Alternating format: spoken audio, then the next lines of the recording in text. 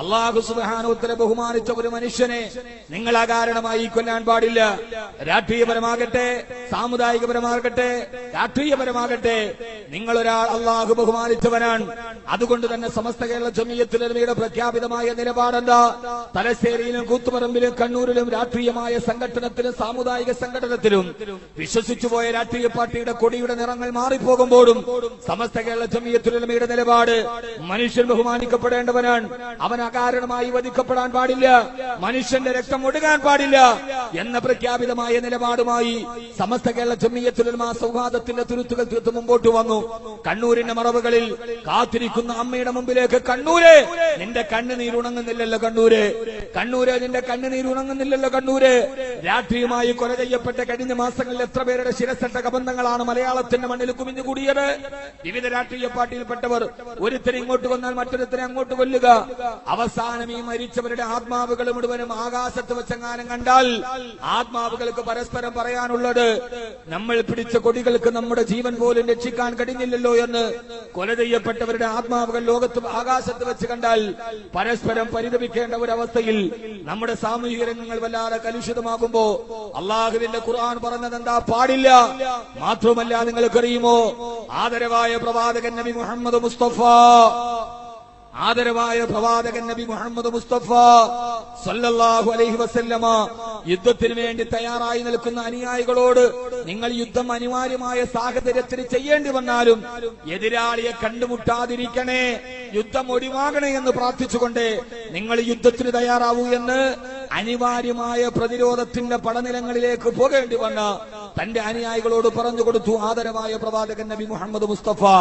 ആർക്ക് പറയാൻ കഴിയും? മേനകാ ഗാന്ധി പറയുന്നതിനേക്കാൾ മുമ്പ്, നിങ്ങൾ പോകുന്ന വഴിയിൽ ബലമുള്ള വൃക്ഷങ്ങളുടെ ചുവട്ടിൽ മൂത്രമൊഴിക്കരുത്, കെട്ടിക്കിടക്കുന്ന ജലാശയങ്ങളിൽ മലമൂത്ര വിസർജനം നടത്തരുത്, അന്തരീക്ഷ മലിനീകരണം നിങ്ങൾ നടത്തരുത്. ഞാൻ ചുരുക്കത്തിൽ പറഞ്ഞത്, അള്ളാഹുവിന്റെ ഇസ്ലാം ഏത് എന്നറിയണമെങ്കിൽ, അള്ളാഹുവിന്റെ വിശുദ്ധമായ ഇസ്ലാം ഏത് എന്നറിയണമെങ്കിൽ ഇസ്ലാമിന്റെ ശരീഅത്തിനെ പഠിക്കുക. നടന്നു പോകുന്ന വഴിയിൽ ഒരു യുദ്ധമുണ്ടായാൽ അവിടെ കെട്ടിക്കിടക്കുന്ന വെള്ളത്തിന് മൂത്രമൊഴിക്കാൻ പാടില്ല, ബലം കായ്ക്കുന്ന വൃക്ഷങ്ങളുടെ ചുവട്ടിൽ മൂത്രമൊഴിക്കാൻ പാടില്ല. അത് എത്രയോ ആളുകളുടെ ആഹാരമായി ആമാശയത്തിന് പോകാനുള്ളതാണ് എന്ന് പറഞ്ഞാൽ സാധാരണഗതിയിൽ നമ്മൾ പറയുന്നത് പോലെ ഒരു ഉറുമ്പിനെ പോലും നോവിക്കരുത് എന്ന് പറഞ്ഞ വിശുദ്ധമായ ഇസ്ലാം ഇവിടെ മറുപുറത്തിൽ ഹിസ്ബുൽ മുജാഹിദീനോ അല്ലെങ്കിൽ ജിഹാദി സംഘടനകളോ ഐസിസോ ഒന്നും ഇസ്ലാമിന്റെ ലേബലിലല്ല അറിയപ്പെടേണ്ടത് എന്ന് ആവർത്തിച്ചു പറഞ്ഞുകൊണ്ട് തന്നെ ഞാനൊന്ന് ചോദിക്കട്ടെ, എങ്ങനെയാണ് ഇരട്ടമുഖം ഉണ്ടാകുന്നത്? വളരെ പ്രഖ്യാപിതമായി നമ്മൾ മനസ്സിലാക്കേണ്ട ചില ഇരട്ടമുഖങ്ങളുണ്ട്. അതിൽ വളരെ പ്രധാനപ്പെട്ടത് അലഹബാദ് ഹൈക്കോടതിയുടെ ഒരു വിധി. എന്താ? അലഹബാദ് ഹൈക്കോടതിയിൽ മുത്തലാഖ് വന്നപ്പോ അലഹബാദ് ഹൈക്കോടതി വിധി പ്രഖ്യാപിച്ചു. എന്താ വിധി എന്നറിയാവോ? മതകാര്യങ്ങളിൽ കോടതിക്ക് ഇടപെടാതിരിക്കാൻ നിവൃത്തിയില്ല. മുത്തലാഖ് വളരെയേറെ മനുഷ്യത്വരഹിതമാണ്. അലഹബാദ് ഹൈക്കോടതി തിരുവനന്തപുരം അനന്തപത്മനാഭ സ്വാമി ക്ഷേത്രത്തിൽ ചുരിദാറിട്ടുകൊണ്ട് സ്ത്രീകൾ കയറുന്ന വിഷയത്തിൽ കേരള ഹൈക്കോടതിയിൽ കേസ് പോയപ്പോ കേരള ഹൈക്കോടതി പറഞ്ഞതെന്താ? മതകാര്യ വിഷയങ്ങളിൽ കോടതി ഇടപെടേണ്ട കാര്യമില്ല, അതിനകത്ത് പറയാൻ കഴിയില്ല.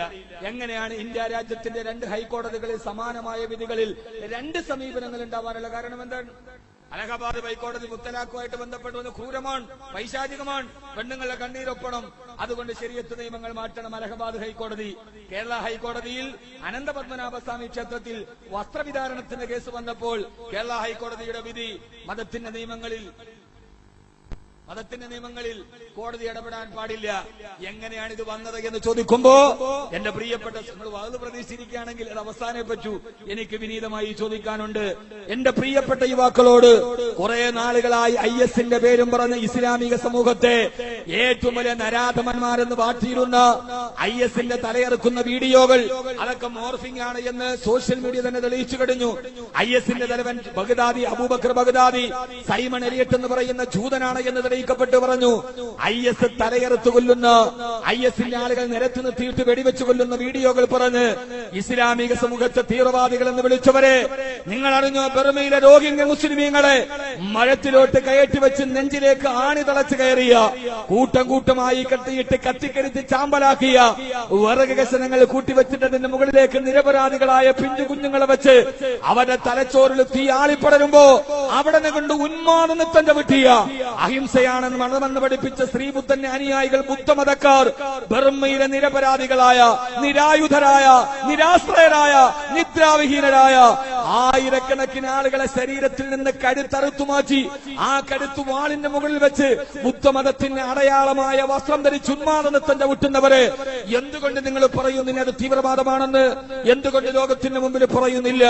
എന്തുകൊണ്ട് ലോകത്തിന് മുമ്പിൽ അറിയിക്കപ്പെടുന്നില്ല? അതിന്റെയൊക്കെ പുറകിലുള്ള രാഷ്ട്രീയമായ കാര്യങ്ങളെ അവലോകനം ചെയ്യാൻ നമുക്ക് കഴിയാത്തത് കൊണ്ടാണ് ഞാൻ പറഞ്ഞത്, മുസ്ലിം സമൂഹത്തെ സംബന്ധിച്ചോളം അവരെ എപ്പോഴും ഒരു ദേശദ്രോഹികളുടെ മുകളിൽ നിർത്തുക. എന്നാൽ അല്ല സഹോദരങ്ങളെ, ലോകത്തോട് പറഞ്ഞു കൊടുക്കണം ആദരമായ പ്രവാചകൻ നബി മുഹമ്മദ് മുസ്തഫ, ആദരവായ പ്രവാചകൻ നബി മുഹമ്മദ് മുസ്തഫ സല്ലല്ലാഹു അലൈഹി വസല്ലമ ഈ ദീനാണ് പഠിപ്പിച്ചു തന്നത്. വെള്ളം നശിപ്പിക്കരുത്, പരിസ്ഥിതിയെ നിങ്ങൾ നശിപ്പിച്ചു കളയരുത്, എല്ലാ ലോകത്തോടും നിങ്ങൾ നല്ലത് പറയണേ, എല്ലാ നിസ്കാരവും കഴിഞ്ഞിട്ട് നിങ്ങൾ ദുആ ചെയ്യണേ. അല്ലാഹുമ്മ ഇന്നക അന്തസ്സലാം വമിൻകസ്സലാം വഇലൈക യർജുലുസ്സലാം ഹയ്യിനാ റബ്ബനാ ബിസ്സലാം. അല്ലാഹുവേ, നീയാണ് സമാധാനം, നിന്നിലേക്കാണ് സമാധാനം, സമാധാനം മടങ്ങുന്നത് നിന്നിലേക്കാണ് തമ്പുരാനെ. അതുകൊണ്ട് ഈ ലോകത്തിന് നീ സമാധാനം നൽകണേ എന്ന് എല്ലാ ദിവസവും അട്ടാംഗ പ്രണാമം നടത്തുമ്പോ ലോകത്തിന്റെ തമ്പുരാനോട് ലോകത്തിന്റെ സമാധാനത്തിന് വേണ്ടി നിങ്ങൾ പ്രാർത്ഥിക്കണേ എന്ന് ലോകത്തോട് പഠിപ്പിച്ചു കൊടുത്ത ആദരവായ പ്രവാചകൻ നബി മുഹമ്മദ് മുസ്തഫ. എല്ലാ ദിവസവും ഒരു പ്രസംഗത്തിന്റെ ഒരു അല്പഭാഗം അല്ലാഹുവേ ഞങ്ങളുടെ എല്ലാ ദീനീ പ്രവർത്തനങ്ങളെയും നീ കബൂലാക്കണേ അല്ലാഹ്.